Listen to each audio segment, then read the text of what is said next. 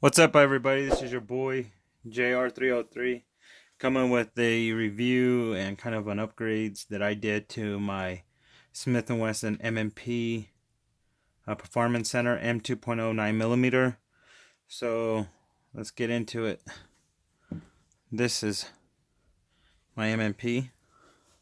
As you can see here, I always have a rag just so you guys don't get. I don't know if you can even see the gloss, but so here it is. You can see I did.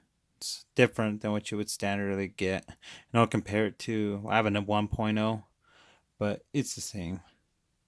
They do a little bit of differences. And before we begin, let me show you guys this checked. We're safe. There's no ammunition around me. So just so you guys know, this has been checked. As you can see that this is different. The grips are awesome on these. I redid the trigger to an Apex trigger. I like the curved triggers. I'm not big on the flat. I feel like if I have gloves, it's harder to get in.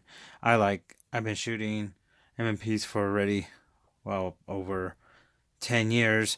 So I just used to that. I love these triggers, this curved type. You can see with the Performance Center, this is the 5.25-inch barrel. It comes ported, and then you can see all the cuttings they did. I added this as grip tape. It's actually like from Lowe's. I just bought it. It's like strip tape for grip. I put them as I shoot. I put some here for some more grip. I noticed this kind of the way I grip here curves. Sometimes my finger on the other ones will slip, so I put some grip tape there, so when you're shooting, your thumb has some as well as on these. I noticed because they don't have the scalloping going all the way up the side, I put some grip tape here,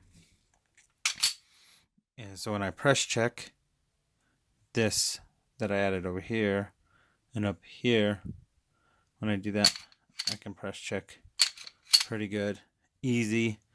It's really like when you put it down on things, it has so much grip, you can just push. See, like my hand's not even. So this, I did do a lot of modifications to this, and I'll go over those. These are, I did something different. I tried getting a red dot. I got this because everybody's saying I need to go to red dots. So this is the red dot with the cover. I found these on Amazon. Dream Plastics. It's the Hollow Sun 407K and the 507K micro red dot. And they fit awesome. It comes with two. If you have multiple, it's good. Not expensive. It was like $19 for two of them. When I store or I'm out, like on range days, it's nice to have this if I'm not using it. And I'll show you guys that. Let me take it off. It fits really nice and goes on.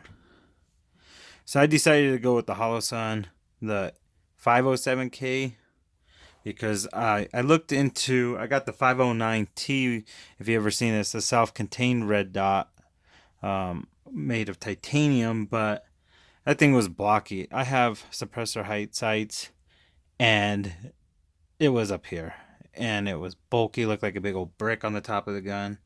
Thought about going with the 407C, I believe it was, but what I noticed with them, or Leopold's or Chirurgicon, is that they all have overhang. They really overhang, and I didn't like that. So I did have to modify this plate by grinding the back, which they say these are plastic and they're a composite plate. And I would suggest they do order, I think it's a Leopold plate, but they make these plates, optic plates, in metal, but you have to order them online, and I would suggest you do that. I modified mine, so I had to grind down the back post and down the front a little bit for it to connect. But these have fiberglass in them, or some type of glass, because even though I had gloves, well, when I started doing it, I thought it was just plastic, but quickly you find out it's not. and the little fibers, they are mean. They hurt. They get stuck in your skin. And even when I switched out to gloves, I was finding them on my arms because I was using a Dremel. So I suggest buy the metal plate and modify that.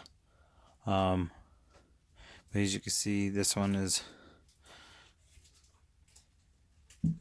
a suppressor night sights. I don't know if you guys can see the red dot in there. There it is. It won't focus, but it's in there. I have the big round circle with I think it's a 2 MOA dot. Let me show you this, the front. So you guys know I'm not muzzling anybody. Off to the side. And I did some polishing work. I added Floyd's custom Magwells. And I got both because I had the 17 rounds mags that I had got before with my 1.0 because they took my mags when I purchased this. And suppose they put me on a list, but yet to hear from them to get 15 rounders as well. But I had I think I had 6 of these. So this is the +6 for the 9mm. If it's a 40 cal, then you're +5. These are awesome. They run pretty good. You have to stretch out your springs, and I'm gonna put a video on how to install these. Have those, bullets. Let me see here. I had another mag with a +2 plates, and I'll be talking about those, but as you can see, it took someone to come out with these Magwells for M&Ps years, so it's nice to see they actually did it. They're made of aluminum. They've worked really good. I got silver paint and I filled in the lettering. And what the real work I've done is inside, and I'll show you that. So if you look here, I haven't done it yet. If you could see the pitting on the top and it was not as polished, I left that like that. But on this side, so I can show you guys, it's like a mirror. There's no pits or anything. Took me, sanded it down, polished it. Let me open this up to show you guys. And this trigger is awesome. It's like 2.5 pounds, so it's just slightly higher than my 1911. As you can see, I went in, polished all my surfaces, so these are polished almost to a mirror. I put the Apex trigger in. Even I'm gonna go do a review on those one day, and they come with all the new parts, but I polish any contact surface. So as you can see, these are all polished. This, I took off the harsh edges, and on the actuator for the safety, I believe that's the safety. And then here, your striker spring, the block, retention block, I don't know exactly what they call it, but in between I polished them. They don't even come smoother than the factory, so I don't understand. But I did that, and I put the second lightest spring, which should have been 4 pounds, and I'm getting 2.6 pounds. And I'll show you guys that with the wheeler compared to the standard. I think it was 6 pounds or something like that. The brakes amazing. To me, they say gritty, but being that I polish everything, I don't get that. As you can see here, put the new safety plunger in, and that's not even that polished, so I polished that all around. Polished the slide, see here, all polished. All that grittiness is gone. Any contacting surfaces I did. Let me show you guys. Takes time, but you get what you put in. So let me show you guys the difference. So I kept this kind of factory. Let me wipe it because it has lubricant. Sorry. So you guys can see it. You see those pits? That's how it comes. And I kind of polished it a little bit with the Dremel. But like here, you can see I polished, sanded, and then polished. And then here's the side I had sanded and polished.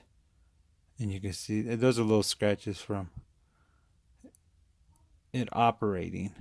But other than that, you don't see pits. It's like a mirror. When it's clean, don't have no fingerprints, it's like a mirror and it's smooth. Clean all my guns. So here's that.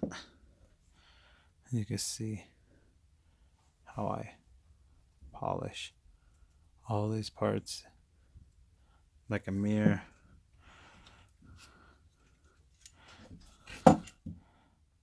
The feed ramp, polish that. I took down the harsh corners here, polished it. Helps just be a little smoother on your slide release. Yeah, that's the factory spring in there. That was to get you the second lightest. But you can see these polished all that. You can see they're not even flat. There's a little black from oxidizing, but it's sanded down and polished. It doesn't contact. So that and any in between parts here were all polished. And there's a little difference. You guys can see. You can see everything is nice, shiny, polished. I didn't sand these down. I didn't want to take too much off. I was lightly like 800 grit sandpaper down to 1500 grit, and then I buffed it with compound. I did that here too. Yeah, you can hear it's smooth. So there's connecting surfaces in here, and the same thing. I polished those, and it's really just smooth. So let's put this back together. Drop in the barrel. And the guide rod.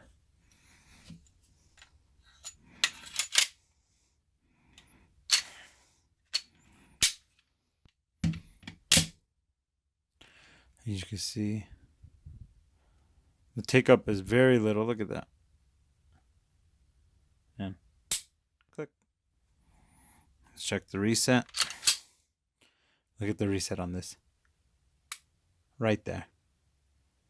You go forward, but look, it's right there. Again. It's like 2.6 pounds it's pulling at. It's nice. You can see the Magwell. Such quick reloads now with that. Let's see. So yeah, that's the M2.0. I'm happy I got this. I've been a big M&P person. This is, let me show you the difference. We'll safety check this one as well. This one's a little dirty. I had went to a range practice, but I want to show you guys. This is the 9mm as well. And there's that. The standard. This is here. This is for the Carnivore Black Hawk holster. I got that for my Glock and put it on this. I like Serpas.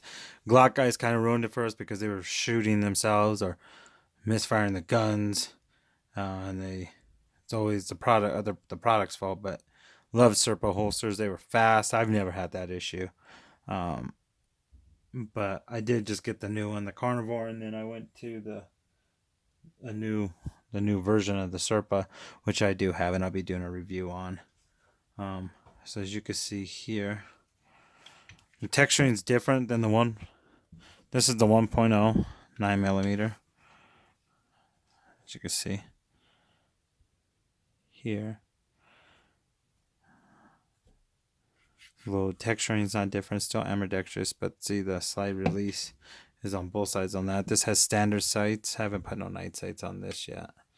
I usually run my 40. Let's see.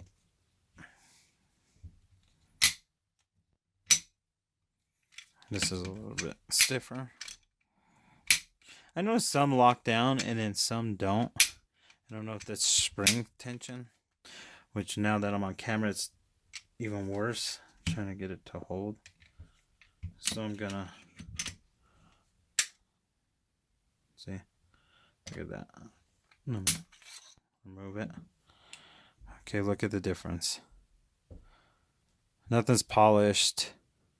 I'm gonna be working on this one too. I do have the new Apex trigger for this as well. I'll be polishing all this up. I think put a new one of these and polish that up. The safety plunger. But as you can see, this has not had no work done to it. Okay, as you can see,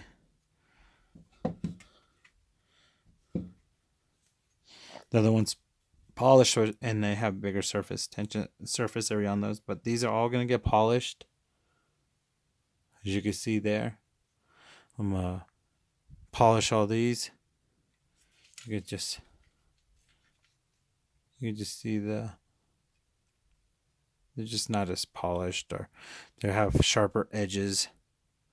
That's over years of shooting. You can see it's not polished, but we break all those hard surfaces, hard edges, and then it's just much nicer.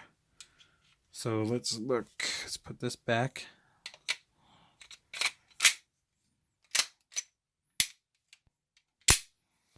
This even harder to drop. Let's look.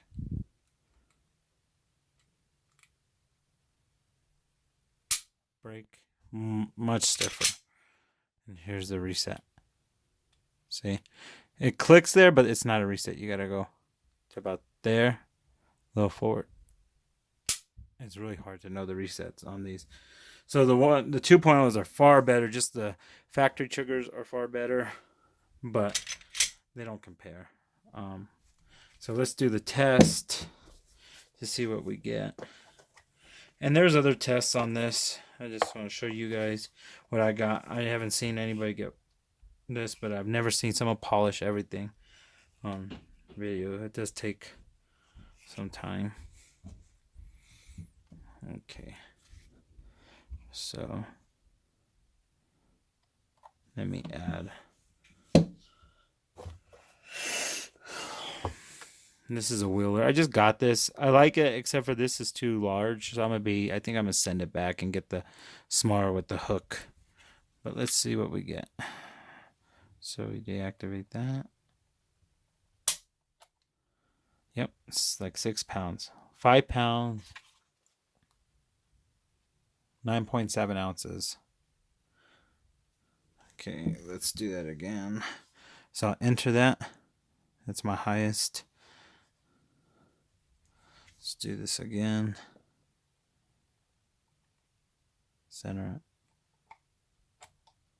Of course, I didn't reset the gun. Sorry, guys. Should know better.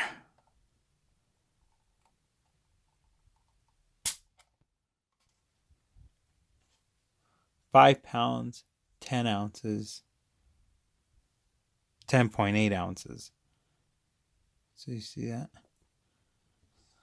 Let me take off that ring. I have lights all over, so should have diffusers, but you see that? Yep. Okay. So I'm just gonna do 2. So that's what we had. Okay. So let's hold and delete all those numbers. Put that over there. And that's what I was getting with this. I was getting like 5.8 ounces on the original. Let's see what we get now with the Apex trigger and all the polishing.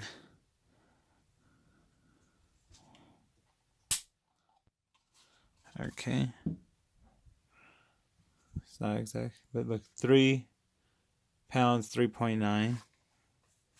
That's the highest I got. It's probably because of how I'm doing it. I'm trying to do everything while videoing, so okay.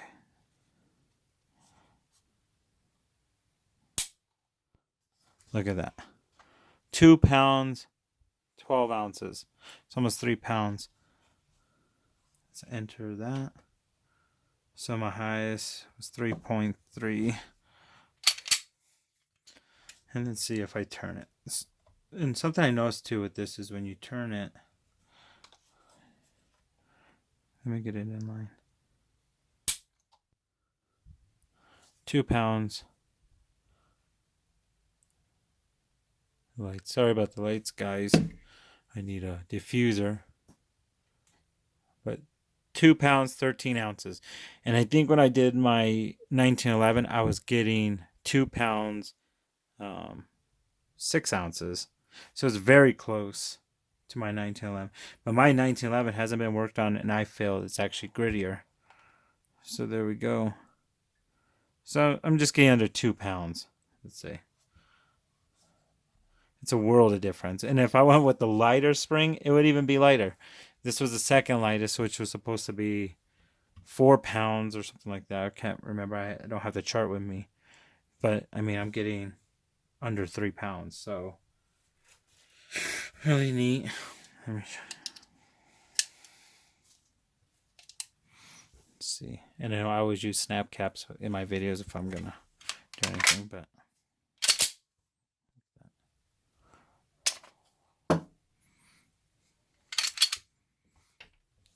there you go. That's the Smith & Wesson M&P 2.0, M 2.0. Sorry if it was a little draggy. I'm trying to think of everything I want to show you. I'm going to be doing a video here on the Floyd's Custom Magwells and extensions. Because I do have other 17 rounds I got to do extensions to. And then we're going to, like I said, this is a must-have if you have these sights. And they make them for other hollow suns and other optics. When you're storing your gun, I feel that you should have one of these because people could say they're perfect or whatever. You open, you accidentally drop your gun. This will protect your optics. So check them out. And so on the next video, catch you guys then.